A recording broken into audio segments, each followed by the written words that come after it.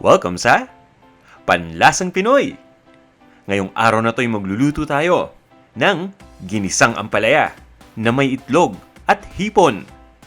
Ito yung kompletong listahan ng mga ingredients kasama ang sukat ng bawat isa.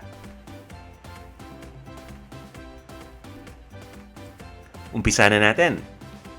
Maglalagay lang tayo ng asin, ng ground black pepper, pati na rin ng garlic powder dito sa hipon. At pagkatapos ay irarab lang natin ito dito. Siguraduhin lang natin na makot mabuti yung hipon ng mga seasoning na nilagay natin. At pagkatapos ay itatabi lang natin ito. Pabayaan lang natin na ma-absorb ng hipon yung mga seasoning ng 5 minuto. Ngayon naman ay magkakrak lang tayo ng isang perasong itlog. At pagkatapos ay babatihin lang natin ito o ibibit lang natin.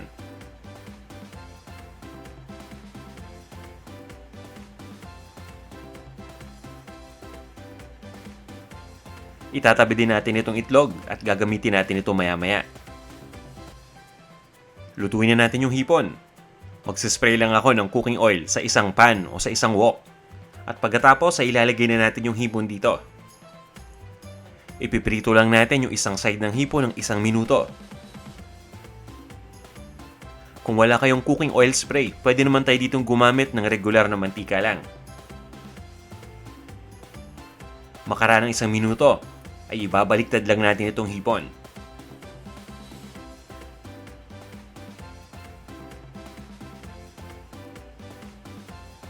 Pareho rin yung gagawin natin. Itutuloy lang natin lutuin yung kabilang side nito ng 1 minuto.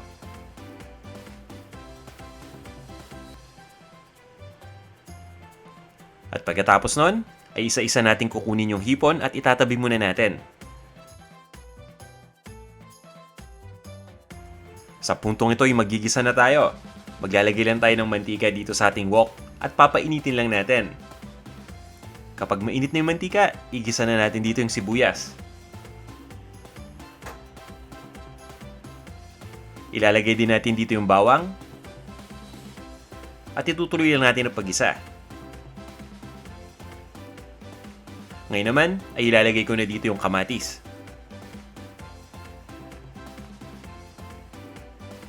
Igigisa lang natin ito hanggang sa tuluyan ng lumambot yung kamatis, pati na rin yung sibuyas. At kapag nangyari yon, pwede na nating ilagay dito yung ampalaya. Ang kagandahan dito sa niluluto natin ay napakadali lang nitong gawin.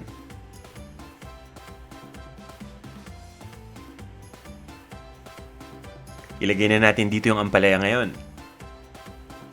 Ang ginawa ko dito sa ampalaya, hiniwa ko lang ito ng maninipis na peraso. Pwede rin yung ibaba dito sa tubig na may asin nang sa ganun ay mawala ng konti yung pait nito at pagkatapos ay pipigain lang natin. Pero kung kaya nyo namang itolerate yung pait ng ampalaya, pwede natin itong iluto kagad dito nang hindi binababad. Igigisa lang natin itong ampalaya ng 3 minuto. Pagkatapos, pwede na nating ilagay dito yung beaten egg. Dahan-dahan lang nating ibubuhos dito yung itlog.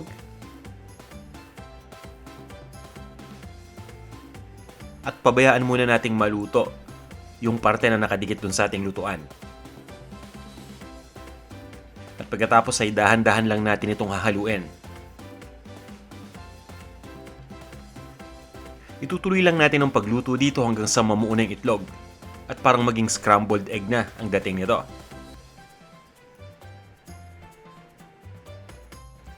Halos tapos na tayo. Ilalagay lang natin dito yung na-pan fry natin na hipon.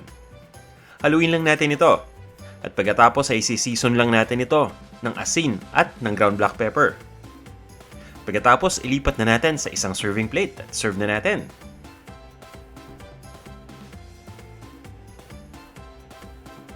Maraming salamat sa pagnood nitong video. Sana'y may natutunan kayong bago sa pagluto ng ginisang ampalaya. Mas masarap pala ito kung mayroong itlog at hipon. Kung meron kayong mga komento, suggestion, o di kaya'y recipe o pamamaraan na gusto ninyong i-share sa pagluto ng ginisang ampalaya, sana'y mag-comment lang kayo dito sa ating comment section. Huwag nyo rin sanang kalimutang i-like itong ating video. At para ma-notify kagad kayo kung may bago tayong video na in-upload, sana yung mag-subscribe kayo dito sa ating Panlasang Pinoy YouTube channel. Ito na ang ating ginisang ampalaya na may itlog at hipon. Tara, kain na tayo.